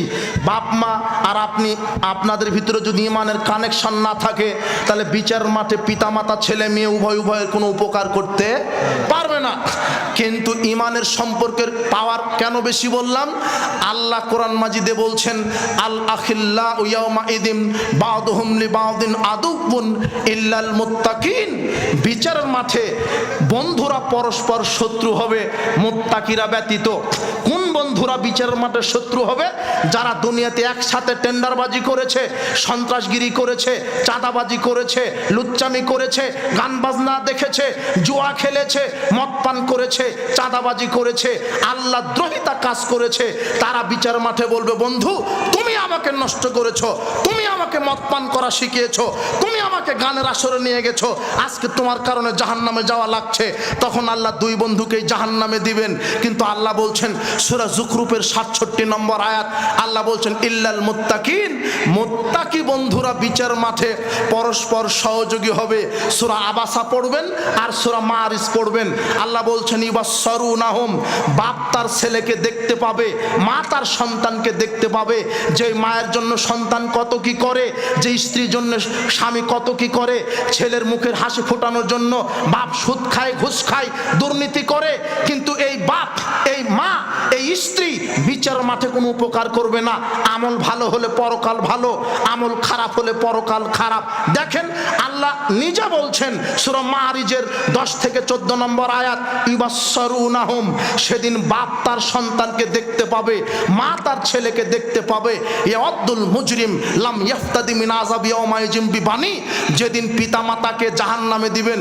পিতামাতার যখন ঘোষণা হবে, এই যুবক শোনো, যখন তোমার পিতামাতার জাহান্নামে যাওয়ার ঘোষণা হবে তখন তোমার বাপ বলবে আল্লাহ আমার ছেলেকে নেন, ছেলের বিনিময়ে আমাকে জাহান্নাম থেকে বাঁচান। তোমার বাপ জাহান্নাম থেকে বাঁচতে চাইবে তোমাকে দিয়ে। বোঝা গেল না মনে হয়?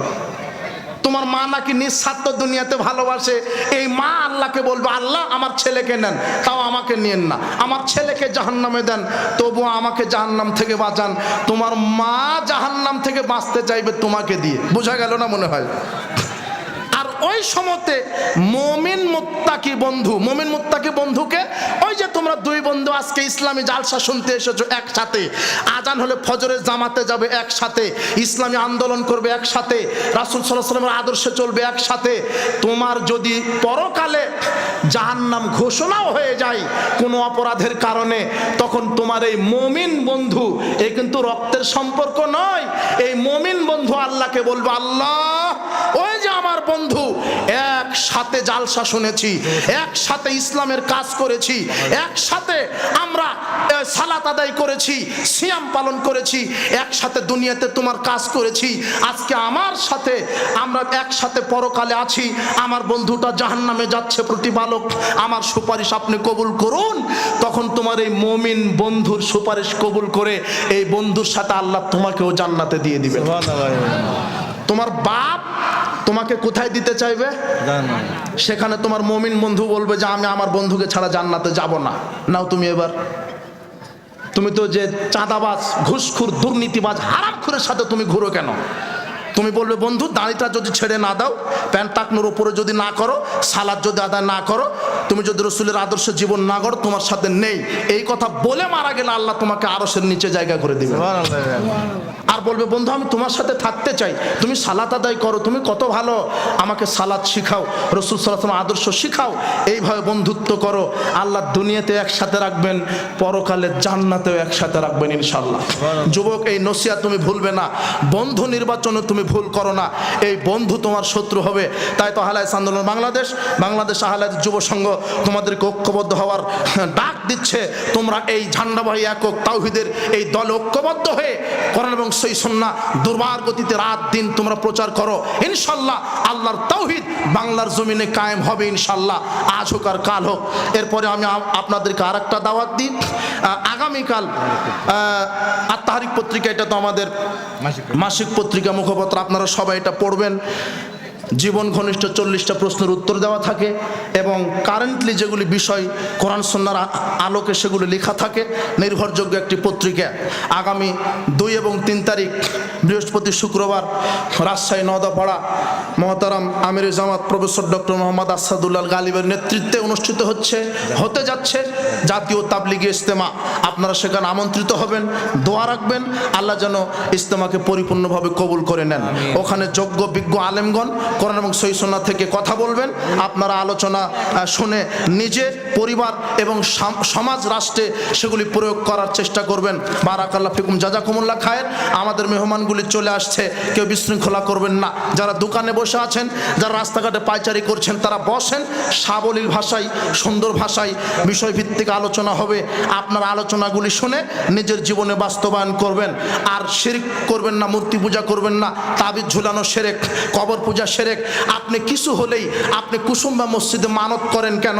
খাসি নিয়ে চলে গেলেন, কুসুম্বা মসজিদে মানত করা শিরক। আপনার আকীদা কি যে ওই কুসুম্বা মসজিদে গেলেই কল্যাণ হবে? জি না।